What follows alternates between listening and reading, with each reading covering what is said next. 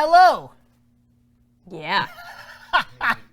and welcome to Ask the Maester Live, NBA Draft Day Edition 2019. We are here on Tuesday to discuss Game of Thrones, the latest episode, The Bells, the series as a whole, answer your questions that come in on all social media platforms here at theringer.com, a great website. And before we get started, we'd like to urge you to check out all of the great Game of Thrones content on theringer.com. Once again, a great website. There's Talk the Thrones, which airs after the East Coast airing of Game of Thrones, exclusively on Twitter. There are the various response posts that go up round the clock. Constantly. Like the street of steel in here. Never stop blogging. Hammering out those blogs. Churning them out. Then there's The Watch with Chris and Andy, your good pals and ours. Then there's Binge Mode, which comes out early in the dawn hours. We usher in the dawn age. That's right, Wednesday and A Dream of Spring with Mallory and Jason. Then there is the Recapables with our great, great friends Riley and Zach, incredible young men. Wonderful. Leaders, future leaders of America. And then that all brings us into the finale next week. Ooh, so much on the line. Boy. And with that, let's get started. Let's start with a question from the column. Zach asked, where does Dany's sack of King's Landing rank in the crimes of war power rankings? Like top 5, maybe? I did not rank the war crimes. Good instinct. Story. I thought that would be in bad taste. But my answer was to say that, one, Dany's destruction of King's Landing by Dragonfire is certainly historically notable for the sheer amount of destruction in such a short amount of time, both by the flames of Drogon, just doing lazy loop-de-loops over the neighborhoods of King's Landing, turning the entire area to ash, and the activities of her armed forces, the northern armies, the Unsullied and the Dothraki, who sack the city brutally. But I also wanted to point out that while Dany's actions were absolutely horrific, warfare in this world is carried out in this fashion. Now, Dany, the reason we're holding Dany to this standard is 2 reasons. One, she herself had held herself to a higher standard, saying she was going to break the wheel, free the world from tyrants, act more mercifully in the prosecution of war. And because we saw it on camera. That said, these things happen in this world. This is how, there aren't factories that churn out stuff for the economy. The economy is based in people. It's peasants making food, making cloth, forging weapons. And so attacks on them are thought of as a legitimate way to prosecute war. One thing I pointed out is, like in the books, the Mountain is sent into the Riverlands to punish the Tullys and their vassal houses for supporting Robb, and he burns farms, kills civilians, kills cattle, tortures people to death, does all manner of terrible things in the Riverlands. And then when Robb goes into the Westerlands after the Battle of Oxcross, he orders his forces to pay back the people of the Westerlands in kind. So that's just how stuff was done back then. That said, what Dany did was pretty bad. Yeah, I mean, you mentioned the idea of mercy and Dany holding herself to the standard of mercy. We heard her talk about mercy in this very episode right before the bell's tolled, shortly before the bell's tolled.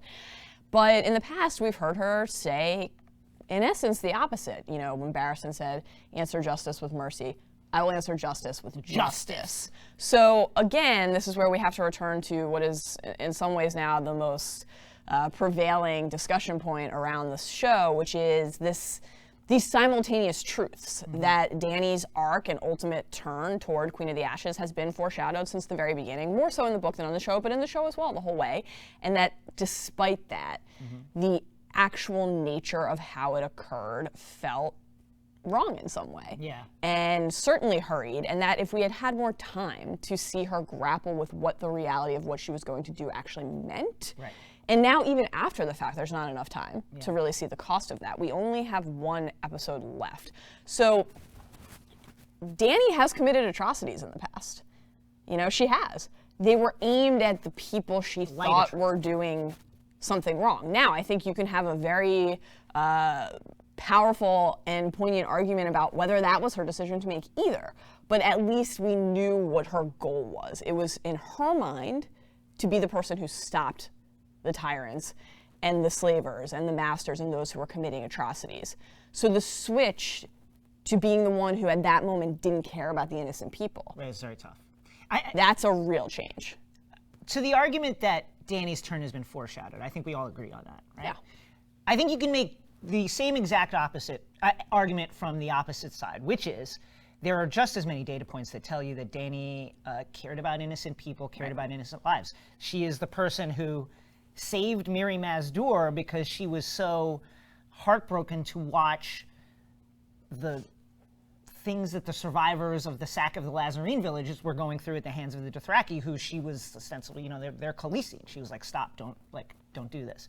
She is the person who, because her dragon killed a young girl, locked them under the pyramid in Meereen.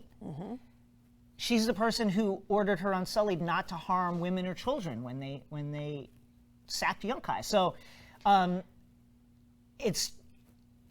we both agree that that this turn was foreshadowed. It's just that the actual decision to make that turn happened seemingly in an instant. The key idea, and we've talked about this before, and I think we'll definitely continue to over the next couple of weeks, that George R.R. Martin honed in on when he was starting the story was that the thing that was most interesting to him wasn't actually any particular fantasy element, it was the conflict in the human heart, right? And he cites Faulkner as an influence there. The conflict in Dany's heart has always been one of the most compelling parts of the story. These competing instincts, that duality of who she is and the things she wanted, has always been there. We just needed more time to see her really feel and process what it meant to shift one way. Yeah, and again, it's important to recognize, as Mallory pointed out, she's never turned her anger, her dragons, her armies, specifically at people who were non-combatants before. This never happened. She's never even shown an inclination to do something like that. Yeah, I mean, we've seen moments where, okay, so she decided to crucify all of the masters in Meereen, and then had a conversation with Hisdar where he said, well, my father, one of the people that you crucified, actually stood up and fought against this. You know, that there have been moments where her view of the black and white nature of morality led her to make certain mistakes, but never where she said, I don't care at all, or the version that we got in this show, which was, well, whose fault is that? Not mine, which is something that she said to Tyrion about the innocent people who were basically there because they were Cersei's hostages. And his point was, what does it matter whose fault it is? It's the reality of the situation, and we have to account for that. The way that the show had her account for that was to burn everybody alive. You bring up a good point with Tyrion's perspective, which is that in the past, we would have explored that a little bit, which is Tyrion's plan was, let's lay siege to the city and starve it out. Also not great, by the way. Yeah, let's starve it out, and then hopefully... Once the people are starving, they'll come to our side. Once literally we starve regular people to death and they're watching their children waste away in their arms. And that gets to your point about the norms of warfare. Yeah, maybe they'll get so mad that they themselves will fight Cersei. Surely many of them will die. Right. And then we can walk in and take over. That is seen as somehow degrees better than what Dany has just done. So tremendous point. That is also a thing that needs to be grappled with. A lot of that is about what dragons represent and the fear around the Targaryen name and the Targaryen power. Whether that the Targaryen name and the fear around it is about the madness in the family line or about what the dragons and that power enables. Because when you have something like that at your hands, tyranny feels in some way almost inevitable, right? And again, that's actually a really fascinating thing to grapple with. Well, it's the ring of power in a way. Like, can you be the one who uses for good the thing that almost everybody else in the world would be tempted to use for ill? Yeah. It turns out that the answer to that question was no, which is devastating. Yeah, it's devastating. Let's go to YouTube. Amru. At the end of this week's Talk of Thrones, Mallory mentions that she thinks Bran will be king in the end. No. Right. Not what I said. Not king. But let's explain it. Yes. Let's lay it out. I absolutely do not think Bran will be king. I've said since before the season, and I'm sticking to it, that I don't think there will be a throne, and I don't think there will be a king. I am increasingly concerned that Bran is going to be some crucial cog in whatever we broke the wheel. Some kind of council, committee. Yes, Republic springs up in the wake of this shattered monarchy. I think that something that happened in the 4th episode feels so deliberate that it's just impossible to ignore. A conversation between Tyrion and Bran where they talk about how Bran doesn't want anything. Mm-hmm. In that same episode, one of the conversations that proved most pivotal was the conversation between Varys and Tyrion, where Varys says to Tyrion, well, maybe the best ruler is the one who doesn't want. Now, they're talking about Jon in that moment, but again, we had a conversation minutes removed from that about how Bran's like, well, I don't want. It just seems very clear to me that the show is leading toward a moment where after Dany is out of the picture and Jon abdicates his claim, which he will. Yeah. The one thing we can take seriously is Jon saying over and over again, I do not want this.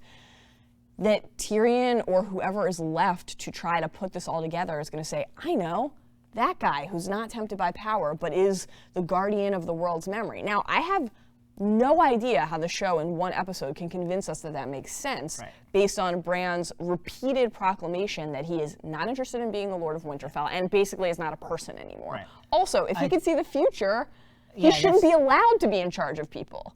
But we don't understand that part of his power. We don't understand anything. Does he need to shit? Does he eat? What does Bran do? I think he's a Soylent guy. I don't need to poo anymore. Maybe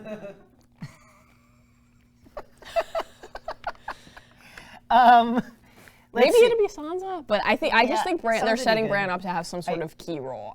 Maybe a part of it is just I can't believe that we're finished exploring Bran's role in the story, though maybe that's naive at this point. And Bran will not be king. We should also note that this idea is also heavily informed by the betting lines, which before the season had Bran at, I don't know how odds work, so I can't give you the number. He was favored. But he was favored to be sitting on the throne, and we both found that so striking and strange. Alarming. And alarming, that the only way it made sense was that if someone knew something. And as we head towards the final stretch here, it certainly seems like that is a possibility, a strong one. It's, again, we're only 5 episodes into the final season. It's weird to think how much road we've covered because our real fear then with the Vegas odds was, oh my God, what if the Bran is the Night King thing ends up being true? What if that's what this means? And it's obviously not that now, but yeah.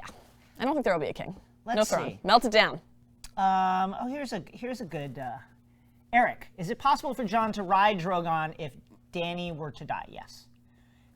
So dragons bond with their riders for life, which means the life of the rider, since dragons live for centuries. But once the rider dies, and the dragon can sense that, the dragon can be claimed. Would Jon try to ride Drogon and try to claim him? Would Drogon be pissed at Jon if Jon was the one that killed Dany? TBD. Let us... Poor Drogon. Take it to Periscope. Yeah, it's going to be really sad. All alone in the world. It's devastating. Let us take it to Periscope. Richard asks, do you think the story is trying to say Dany's downfall was inevitable because she had so much power, or that events brought her here and things could have been different? Well, I think we need to make a kind of delineation between the story, the book version of the story, and the show version of the story. Yeah. I think the show version of the story would say that while events did bring her here, things could have been different. I think the showrunners say that themselves. The showrunners said that, in the inside the episode. If Missandei had not been executed, if Jorah had survived, there were these various ifs that were given that would have halted Dany from making the decision that she made after the bells had rung.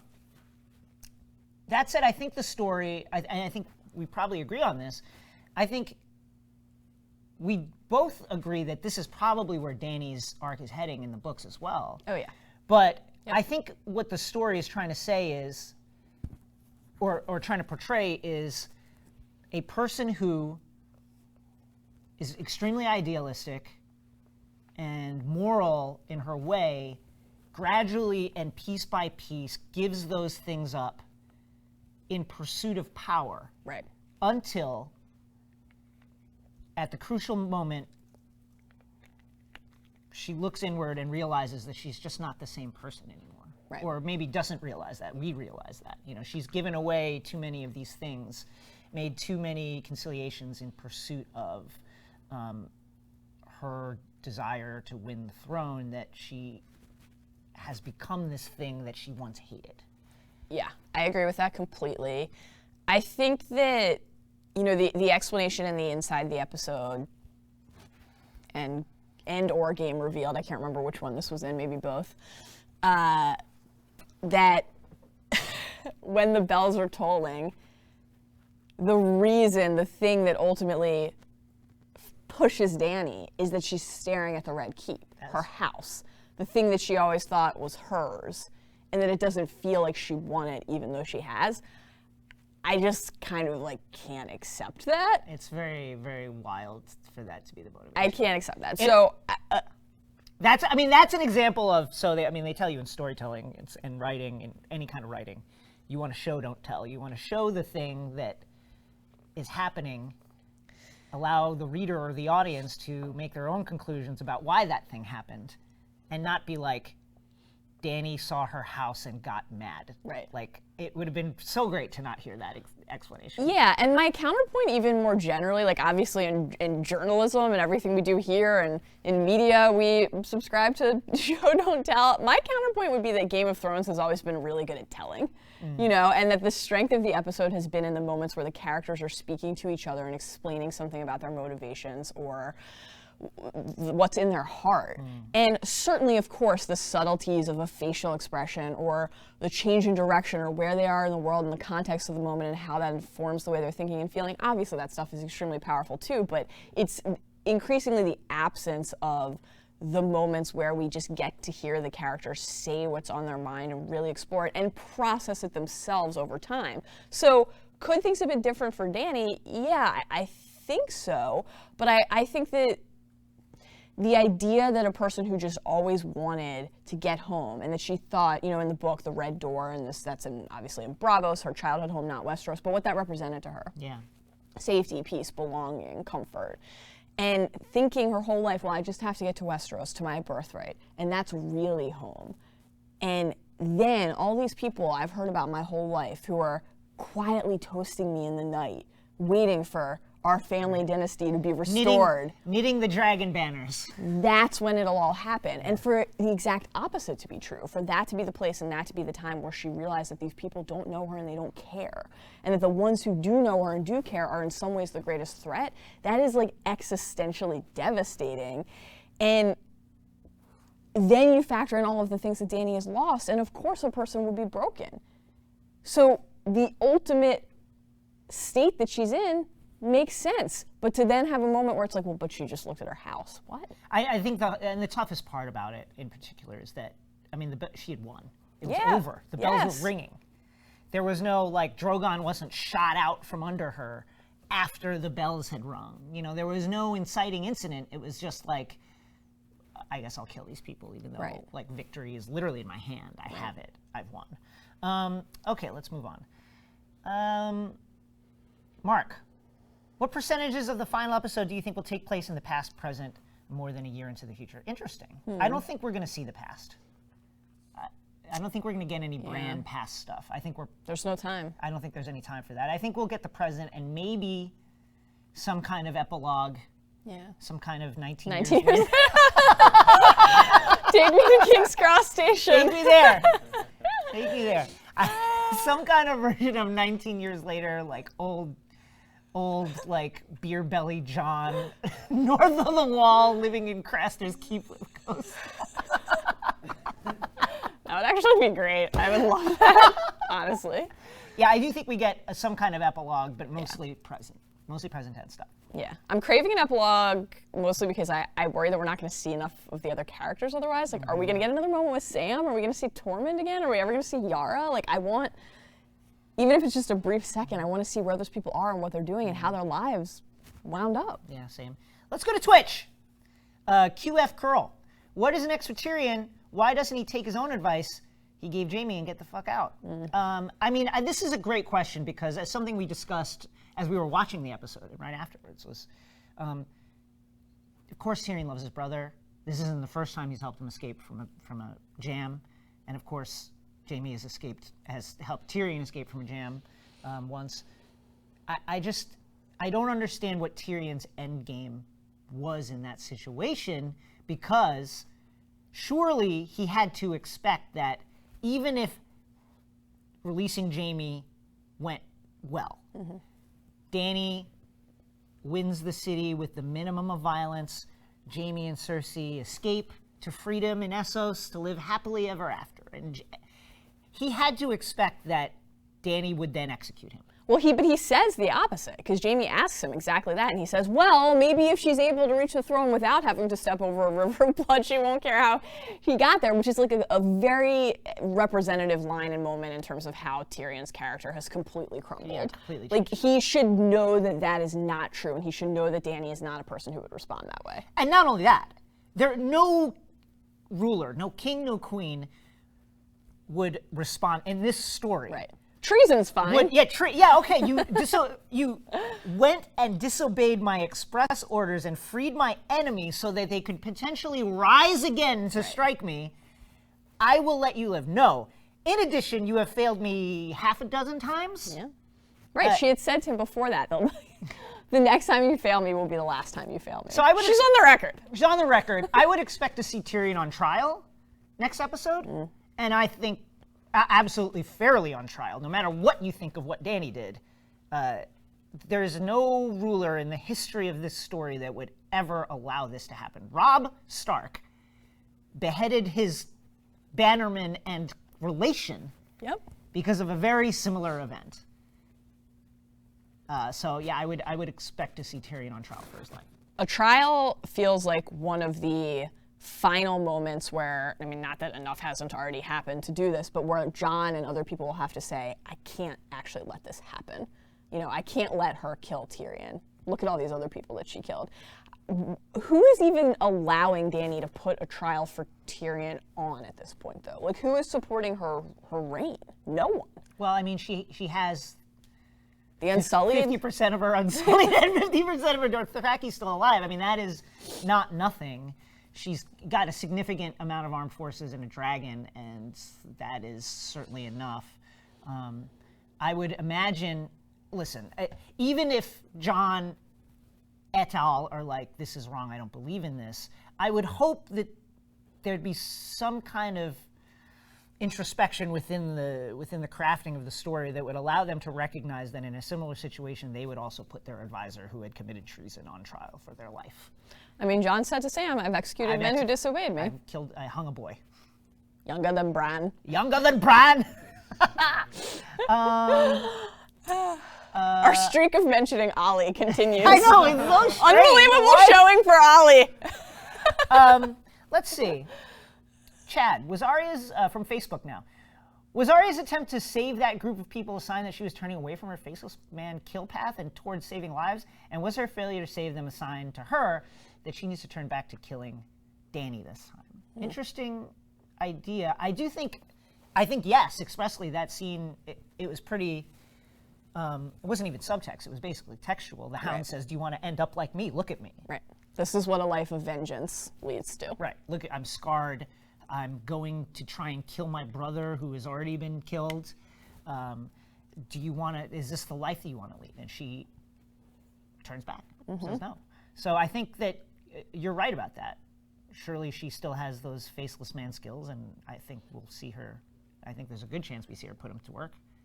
A pale horse whose rider is death. Yeah. I mean, again, love a Bible reference, not super subtle. Not subtle. Also a pale mare nod for book readers. Love the pale mare. Pale mare, also a symbol of death. Yes. So I think that, I personally believe that Jon will and kind of has to be the one to remove Dany in the finale. Arya obviously is the other prime candidate. I wonder if there's a situation where that will overlap in some way. Right. Maybe helping each other. Yeah, or that Jon sees what Arya's going to do and doesn't want to risk losing her. Right. So he stops her and takes that burden on himself, perhaps. I don't know. It's hard to imagine Arya just riding away from all of this, though. That's not really in her nature. I think even if she's choosing a different kind of life and a better kind of life, this is something that she was on the ground. She was the audience avatar. She witnessed the horror firsthand. She can't let that stand.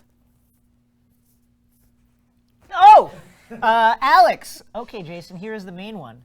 Zion to the Knicks for 10 years or George finishing the book? Oh, come on. Come on. Didn't you once pick George finishing the books over a Knicks championship? On a mailbag? I did. Yeah. I did. You know why? Because I feel like the one, as improbable as both of those things are, I actually believe the Knicks championship is much more likely. Because time keeps going. There's no lifespan, except for the fact that the planet is dying before our eyes. Planet warming at an alarming rate. Cheerful. Except for that. There's really no time frame on the Knicks. The Knicks will be here in 100 years. Yeah. George? I mean, will they though? You know, the Mets vanished when Thanos snapped his fingers. You never true. know. That is so true. It's unfair.